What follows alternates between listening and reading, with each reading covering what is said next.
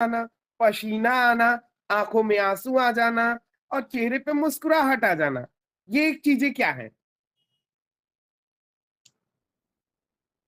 ये भी आपकी भावनाएं ही है, लेकिन कौन सी भावनाएं हैं? ये आपकी फिजिकल रिस्पॉन्स है, यानी कि शारीरिक प्रतिक्रिया। इसके पहले हमने पढ़ा, समझा, मेंटल एक्सपीरियंस, मेंटल रिस्पॉन्स, मानसिक जो प्रतिक्रिया होती है वो।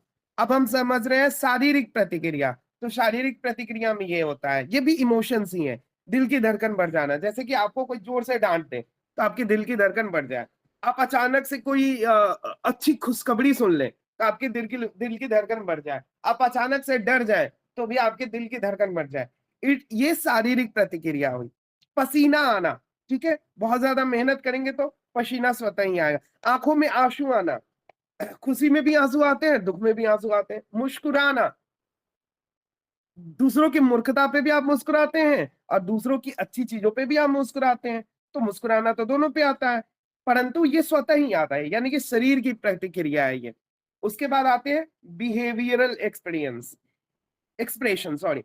तो बिहेवियर, बिहेवियर में कौन कौन सी, जैसे किसी पर चिल्लाना, किसी को गले लगाना, किसी को चुप कराना, है ना, ये सारे जो होते हैं व्यवहारिक इमोशंस में आते हैं। तो हमारे जो बेसिकली इमोशंस है स्वभाव में, गुण में, ये इमोशंस तीन तरह से प्रस्तुत किए जाते हैं। कौन कौन से?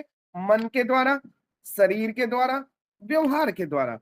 तो मन के द्वारा, शरीर के द्वारा और व्यवहार के द्वारा जो हमारे इमोशन प्रोड्यूस होते हैं, रिस्पॉन्स दिखाते हैं, ये एक प्लैनेट पे डिपेंडेंट नहीं होता है। क्लियर? हम कहें कि सूर्य के आधार पे, बिल्कुल नहीं। मंगल के आधार पे, बिल्कुल नहीं। बुध के आधार पे, बिल्कुल नहीं। एक प्लैनेट के आधार पे नहीं होता है।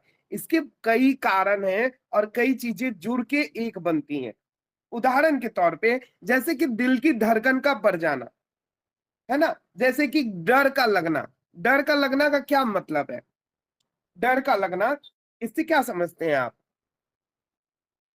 किसी का अपना एक्सपीरियंस हो तो बता सकता है, डर का लगना का मतलब क्या है? सूर्य वीक है सर। Okay, great. उसको उसको हम प्लैनेट में अभी थोड़ा देर से जाएंगे, पहले हम लोग ऐसे समझ देते हैं। डर का लगना का मतलब हुआ कि आपके पास कॉन्फिडेंस की कमी है, नॉलेज की कमी है। क्लियर? कोई डाउट है क्या इस पे? आपके पास